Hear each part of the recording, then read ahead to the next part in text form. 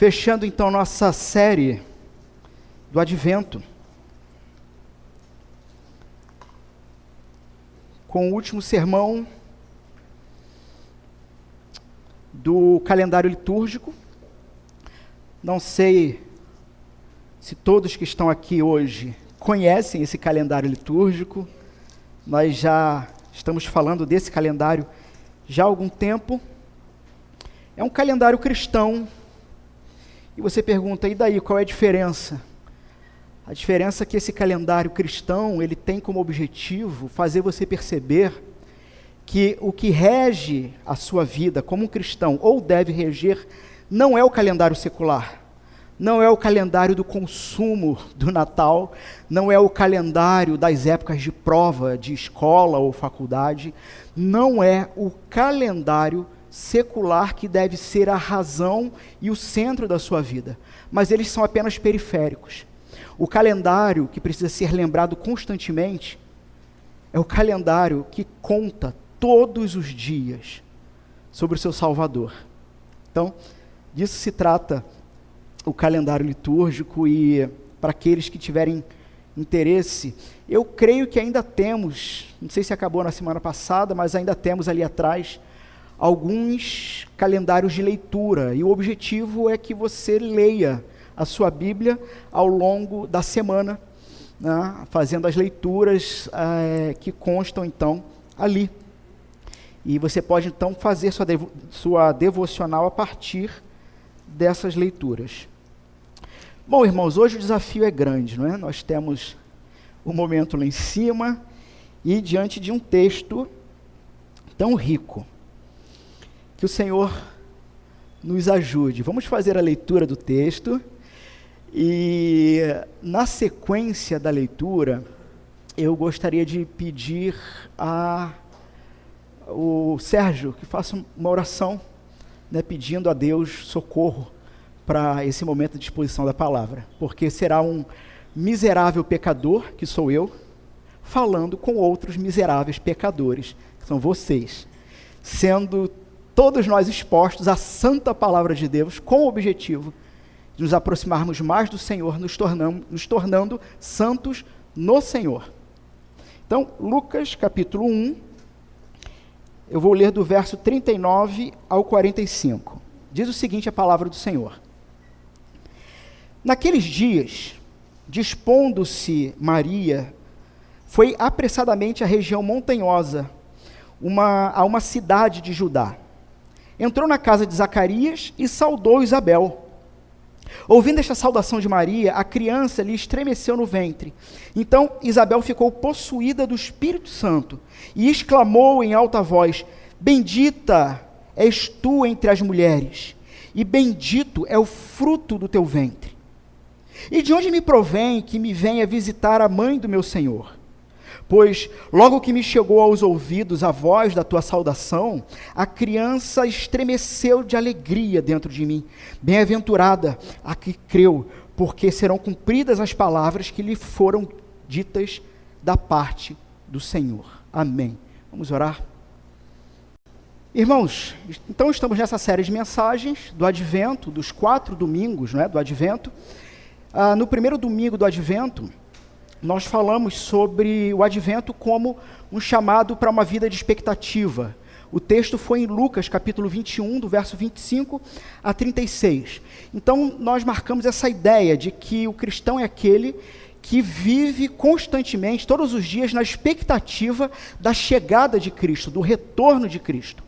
E que, inclusive, isso transparece no culto, onde o próprio culto precisa ser a expectativa, essa expectativa que você tem ao longo da semana, de segunda a sábado, e no domingo, então, você tem o ápice da sua própria vida, onde você encontra os seus irmãos de fé, e juntos, alegremente, relembram o Evangelho, cantam sobre a vitória do Evangelho, e a vitória que nós recebemos pelo Evangelho, e na sequência somos expostos à palavra de Deus, e muitas das vezes, os irmãos que frequentam há mais tempo aqui sabem, somos moídos pela própria palavra de Deus.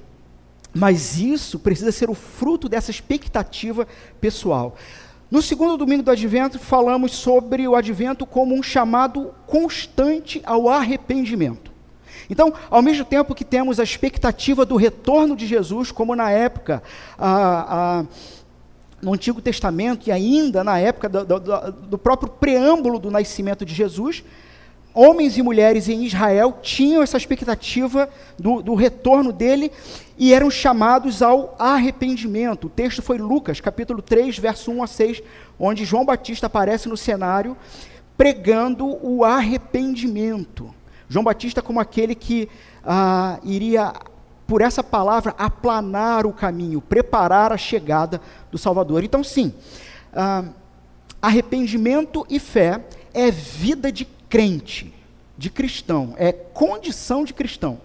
Cristão é aquele que se arrepende e tem consciência do quanto é grave o seu pecado, mas ao mesmo tempo tem uma paz porque entendeu que o seu pecado foi aniquilado na cruz com Jesus, o Filho de Deus, morto e ressurreto. Mas por isso mesmo ele continua nesse constante arrependimento. Algo interessante para nós pensarmos, que quando Jesus voltar, os que estiverem mortos então irão ressuscitar, os que estiverem vivos terão seus corpos transformados, como corpos glorificados, sem os traços do pecado que nós ainda trazemos nesse corpo.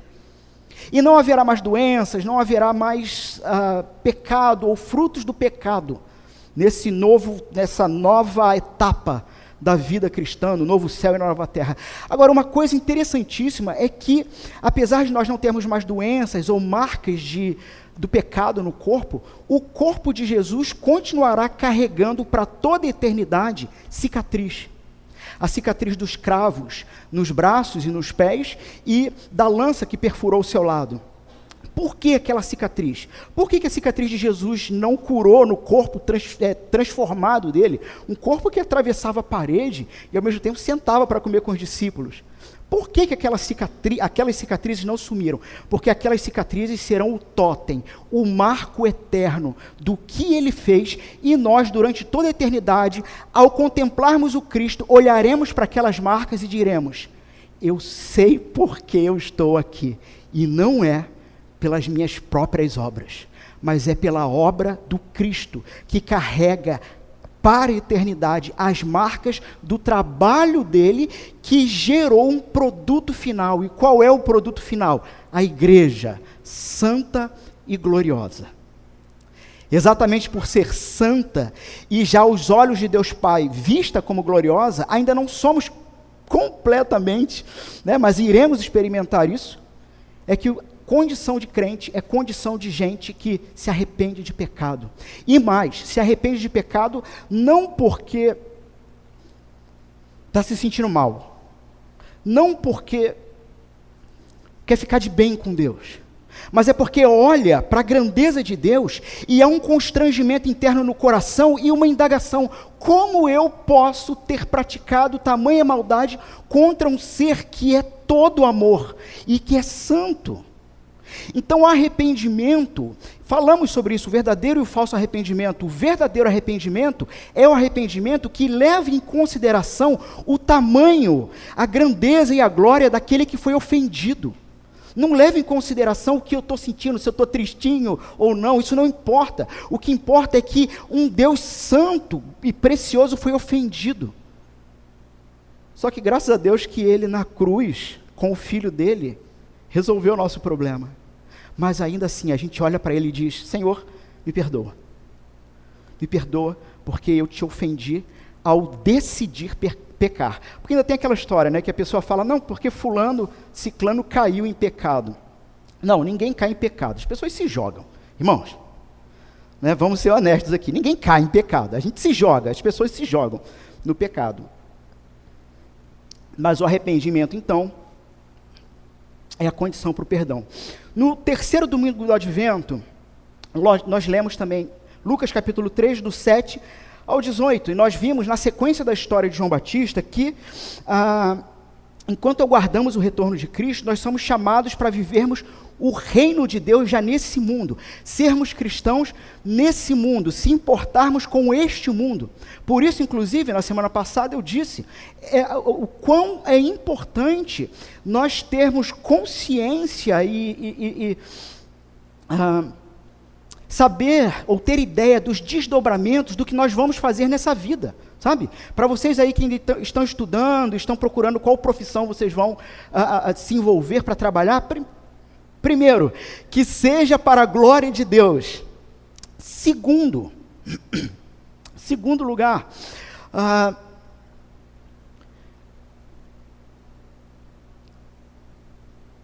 que você tenha plena consciência de que, sendo cristão, você é responsável por aquilo que você faz nesse mundo. Somos chamados, então, e vemos nesse trecho que passamos, a começar a espalhar o reino de Deus na terra, exercendo o que João Batista vai orientar ao seu público da época. A aplicação de Levítico 19, onde Levítico capítulo 19 é o capítulo da santidade. Da santidade. Santidade é uma prática de justiça. E hoje, irmãos, nesse texto, então, nós somos chamados, convocados para uma vida de alegria, uma vida de contentamento. O advento, então, é um chamado para a alegria. Irmãos, haveria mas muita coisa a se falar nesse texto, e há muita coisa, mas eu pretendo me deter apenas neste tema, nessa noite, neste tema específico. Qual é o pressuposto que eu quero trazer para vocês, e que precisa marcar isso? É que o anúncio da chegada do Salvador é toda a informação que você, homem e mulher, precisa saber para, ouvindo esse anúncio, entendendo este anúncio, crendo neste anúncio e amando este anúncio, você seja levado a uma alegria e ao louvor a Deus, ao culto ao Senhor. Irmãos, o texto de hoje, ele abre o que é conhecido tradicionalmente no escopo cristão como os cinco cânticos, 5 primeiros hinos da igreja cristã, onde nós estamos aqui no Cântico de Isabel, Lucas capítulo 1, especificamente o verso 42. Tá? Nós temos na sequência o Magnificat, o Cântico de Maria, depois o Cântico de Zacarias, o Cântico dos Anjos e o Cântico de Simeão, onde todos eles são levados a cantarem a Deus como resposta de amor ao que Deus fez, ao que Deus proporcionou nesse anúncio da chegada de Jesus.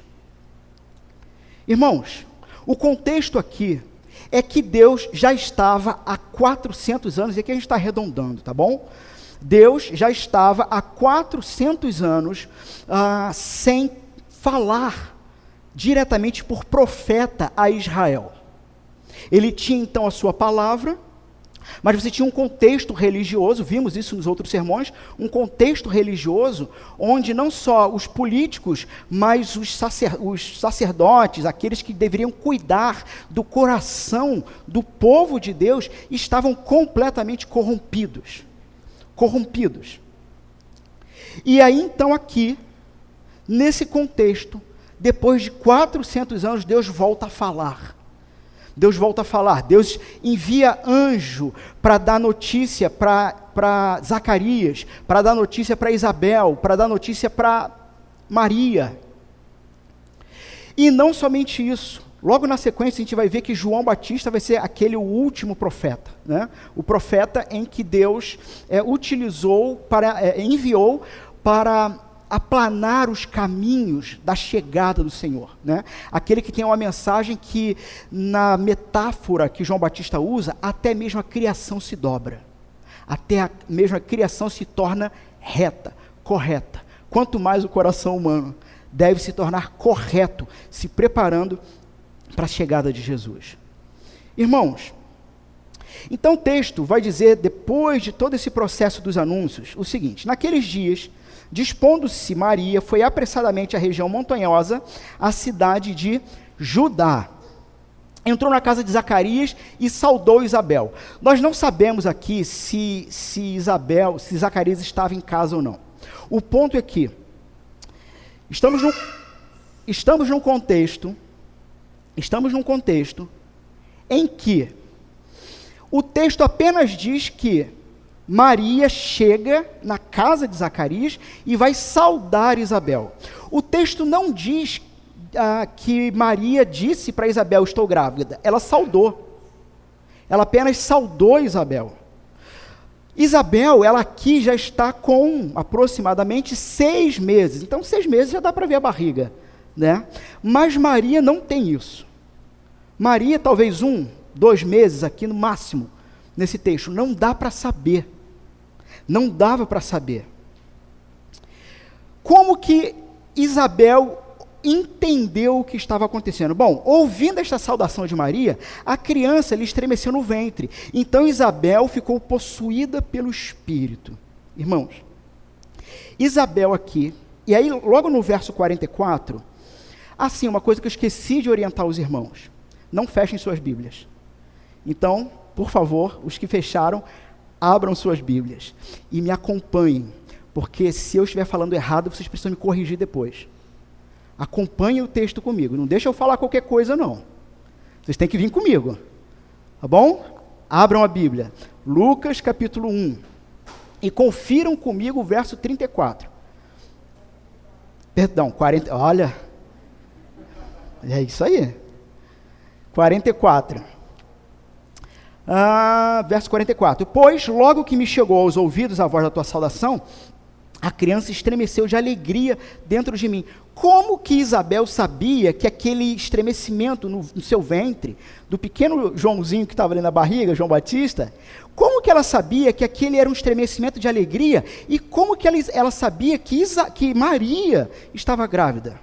Pelo simples fato de que você tem o reino de Deus chegando na terra, sendo instaurado na terra, e você tem personagens que eles vão gradativamente se tornando cheios do Espírito Santo de Deus, o Espírito do discernimento, o Espírito que plenamente no homem lhe traz sensibilidade para a própria realidade da vida.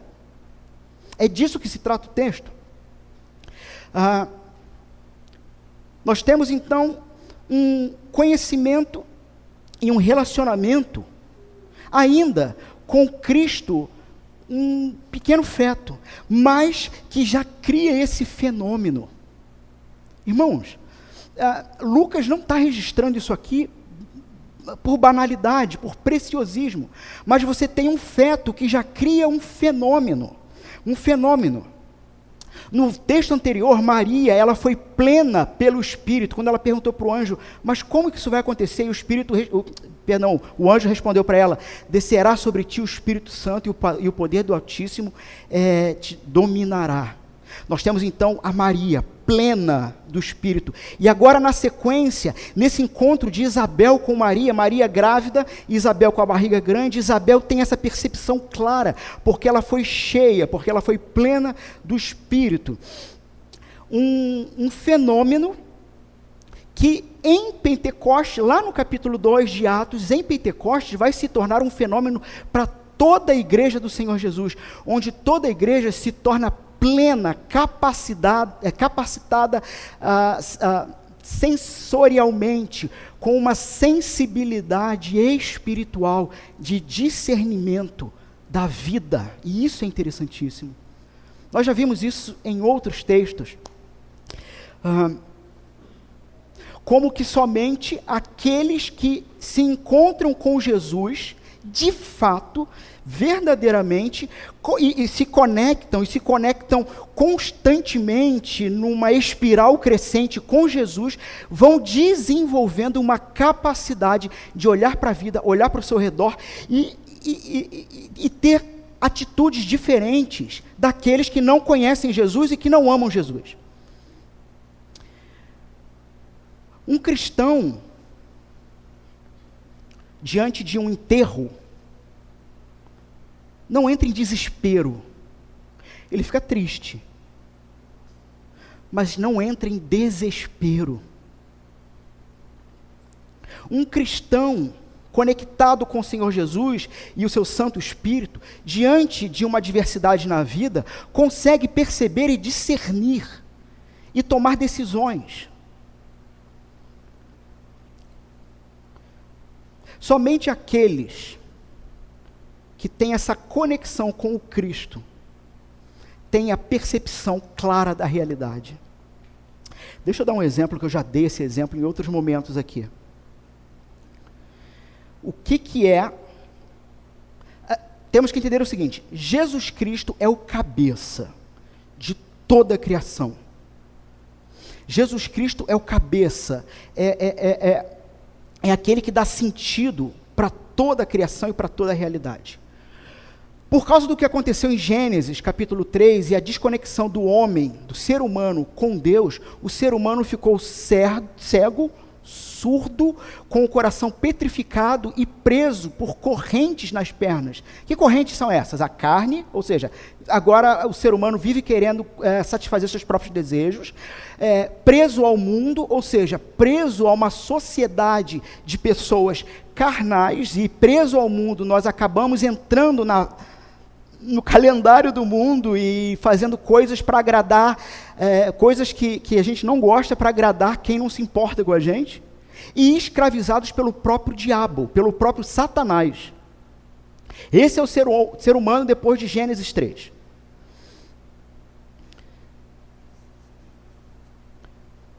Ele olha ao seu redor e as coisas não fazem mais tanto sentido. Ele é como, e entendam agora a ilustração, um índio que um dia, caminhando pela floresta, ele tropeça num celular. Tá, que os índios hoje estão mais modernos, né? Ele vai saber o que é, né? Mas vamos pensar num índio assim, está mais lá para dentro do mato, tá bom? Ele tropeça num celular. Ele pega aquele celular. Ele analisa aquele celular, ele cheira aquele celular, ele se coça com aquele celular, ele passa a língua no celular para ver se tem gosto. O que este índio está fazendo é experimentar um determinado contato com aquela realidade. Então ele experimenta a realidade. Mas de repente passa um macaco e joga uma banana nele. E aí o índio, com raiva, faz o que com o celular? Joga no macaco. E acerta o macaco estabaca no chão. O que o índio aprendeu? Este aparelho é bom para acertar macaco. Por quê? Porque ele teve um contato com a realidade, mas um contato limitado pela sua própria natureza. O ser humano é aquele que tem contatos diariamente com a realidade. No entanto, não tem um contato verdadeiro com todas as possibilidades desta realidade. Em contrapartida, o cristão é aquele que, uma vez morreu e ressuscitou pessoalmente pela fé em Jesus Cristo, ele passa a ter um contato com a realidade e entende todos os desdobramentos da realidade, porque em Cristo, sendo feito nova criatura, tendo seu espírito que estava morto, agora revivificado, vivo em Jesus, ele não tem um contato só material com a realidade, mas ele olha ao seu redor e ele percebe o seguinte: espiritualidade e realidade não são dicotômicos, mas é uma coisa só. O problema é que, como eu estava afastado de Deus, eu não enxergava. E agora em Cristo, eu posso me deliciar com todas as possibilidades que Ele criou para mim. Porque meu discernimento não é mais somente físico e material, mas agora é espiritual também. Irmãos, é disso que se trata, esse estremecimento no ventre de Isabel, e ela tem esse discernimento. ela tem esse discernimento, cheia do Espírito, e você vê essa espiral do reino de Deus se aumentando e se desdobrando. Nós vamos ver então o cântico de Zacarias, lá em Lucas, capítulo 1, veja, eu vou ler aqui o verso 67, no mesmo capítulo que nós estamos. Zacarias, seu pai, cheio do Espírito Santo, profetizou. Aqui Zacarias, ele está profetizando para João Batista, sim. Lembrando que João Batista é aquele que iria preparar o caminho da chegada de Jesus. Mas o texto diz que essa profecia do que ia preparar a chegada veio a Zacarias, porque ele estava cheio do Espírito. O cântico de Simeão, venham comigo, Lucas capítulo 2, verso 25. Isso, o som do movimento das páginas é muito bom. Venham comigo. Lucas capítulo 2, verso 25, veja o que diz. Havia em Jerusalém um homem chamado Simeão, homem este justo e piedoso, que esperava a consolação de Israel, e o Espírito Santo estava sobre ele. Revelara-lhe o Espírito Santo que não passaria pela morte antes de ver o Cristo. Um homem cheio do Espírito, e você tem o texto relatando esse desdobramento, porque o reino de Deus está chegando, o Cristo vai nascer, e toda a malignidade de Satanás e da sua sociedade corrompida serão extirpados desta terra, quer você goste ou não. Quer você goste ou não. Não é à toa que quando João Batista está preso, para quem não sabe a história, tem uma hora que João Batista foi preso, tá? E aí ele ficou meio confuso e ele pediu para irem perguntar para Jesus, para os discípulos dele perguntar para Jesus, és tu mesmo aquele que haveria de vir ou esperamos outro? E a resposta de Jesus é magnífica, ele fala, diga para João o que vocês estão vendo.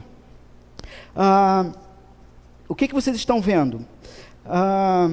Os cegos veem, isso está em Mateus 11:5. Os cegos veem, os coxos andam, os leprosos são purificados, os surdos ouvem, os mortos são ressuscitados, e aos pobres está sendo pregado o evangelho. E bem-aventurado é aquele que não achar em mim motivo de tropeço.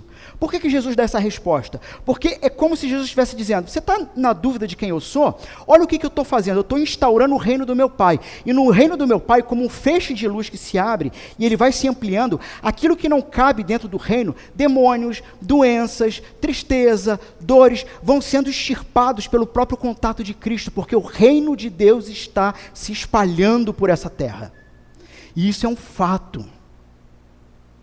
Isso é um fato. Bom, diante disso tudo, então, Isabel vai exclamar em alta voz, bendita és tu entre as mulheres, e bendito é o fruto do vosso ventre.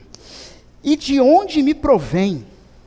Bom, bendita és tu entre as mulheres. Irmãos, eu gostaria de transformar esse texto em mais 2 sermões diferentes. Mas é o quão abençoada ela é. É o quão abençoada ela é.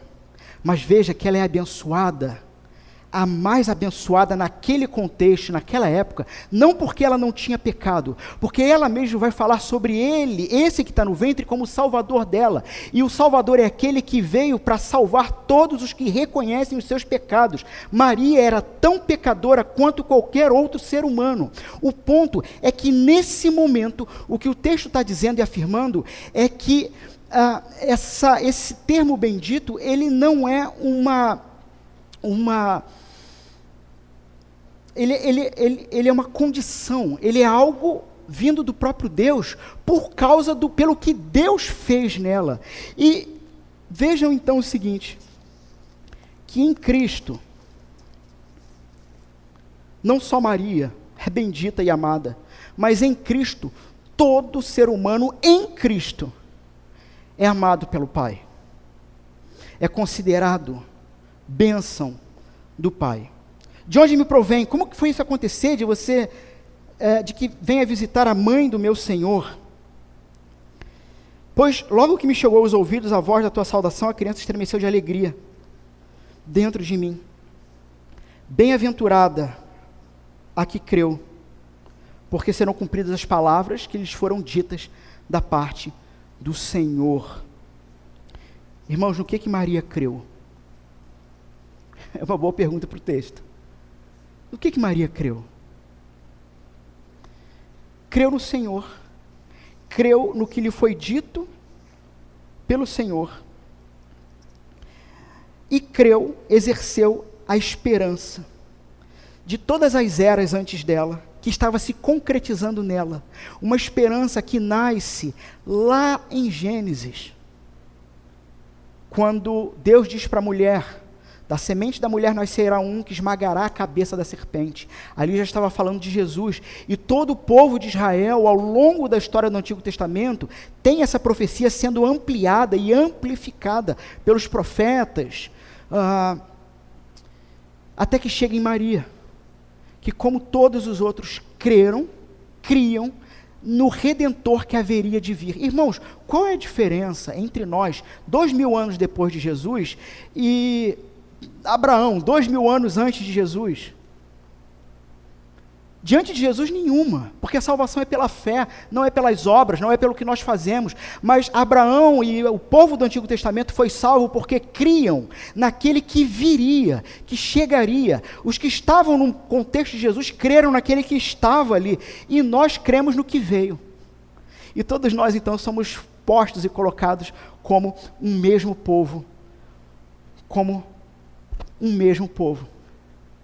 e que, sem dúvida alguma, assim como Isabel, somos convidados a, de fato, termos alegria. Tela linda, né? Somos convidados ao contato com o Senhor Jesus, termos essa plenitude e, de fato, vivermos em alegria. Vamos a algumas aplicações rápidas? Verso 45, bem-aventurado a que creu, porque serão cumpridas as palavras. Bem-aventurado o que crê, porque serão cumpridas as palavras do Senhor. Eu te pergunto, o que você conhece da palavra do Senhor para crer? Ou o quanto você conhece? Porque fé, não existe fé na fé, e fé não é um desejo. Fé é firme fundamento. Fé é certeza e convicção de algo que existe base, que existe uma questão lógica e racional envolvida, e aí você tem plena convicção daquilo, ao que chamamos de fé. E não somente a primeira grande pergunta a você que não conhece Jesus ainda, a primeira pergunta é o quanto você conhece dele. Mas a segunda pergunta, a vocês que já conhecem, no que vocês creem afinal? Porque bem-aventurado o que creu naquilo que o Senhor disse. Bom, o Senhor disse, e vamos a algumas coisas para que vocês saiam daqui crendo.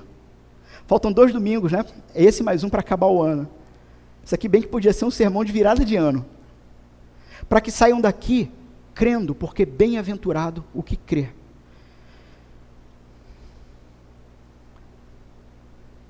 Seremos saciados. A palavra de Deus diz que o cristão, aquele que está escondido, guardado em Jesus Cristo, é alguém que será saciado, não haverá mais fome nem sede, não haverá uma necessidade que não se consegue explicar. Sabe aquela vontade louca quando sai um troço novo na televisão e você quer comprar aquilo, como se aquilo fosse resolver os problemas da sua vida?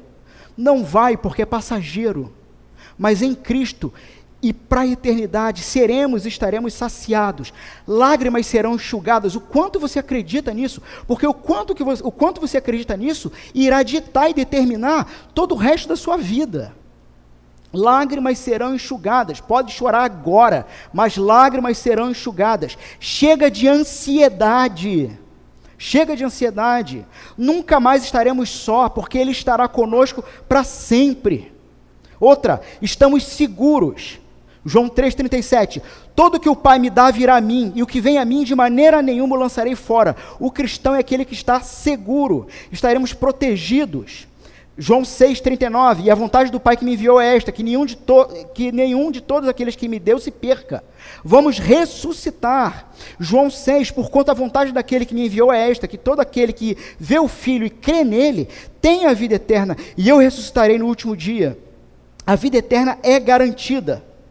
João 17, na verdade vos digo, que aquele que crê em mim tem a vida eterna, e a vida eterna é esta, que te conheçam a ti, só, por único Deus verdadeiro, e a Jesus Cristo, a quem me enviaste.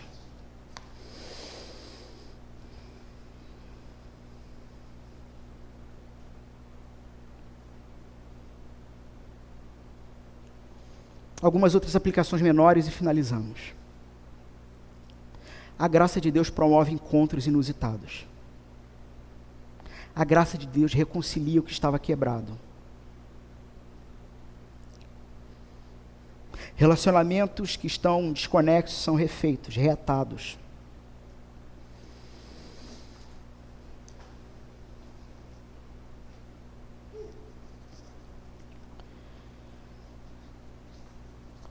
O cristão, então, é aquele que, tendo tido contato com o Cristo, ganha um fundamento para a sua esperança.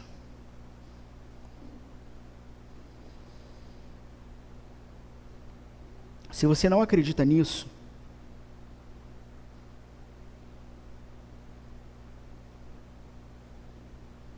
talvez o que nós cristãos deveríamos ter pelos que não acreditam nisso é misericórdia. Sabe, é se compadecer.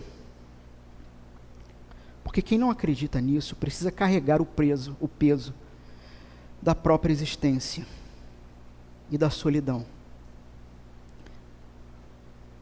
Para quem não vê esperança em Cristo e na eternidade que Ele nos promete, só restam duas alternativas racionais: o suicídio ou o uso de drogas, para tentar desanuviar o peso da vida. Seja honesto. Seja honesto. Para de tentar bancar a vida e a existência a partir de besteiras e bobagens, porque você só está se afundando mais. Sem a fé em Cristo, você tem mais é que estar em desespero, quanto à sua vida e quanto à sua existência. Se você não tem Jesus, você não tem esperança, você não tem paz, você não tem alegria, você não pode crer nessas promessas que fazem o crente vencer a esterilidade da sua própria existência. E você não vai passar a vida eterna para a glória de Deus. Por isso, portanto, entenda o que nós cristãos falamos sobre expectativas. Aguardamos o retorno do nosso Salvador. E Ele é real. Andamos em arrependimento. E esse é o convite, se você ainda não anda assim. Vivemos intencionalmente com o objetivo de espalhar o reino de Deus nessa terra. E convidamos todos para a alegria. Vamos ficar de pé?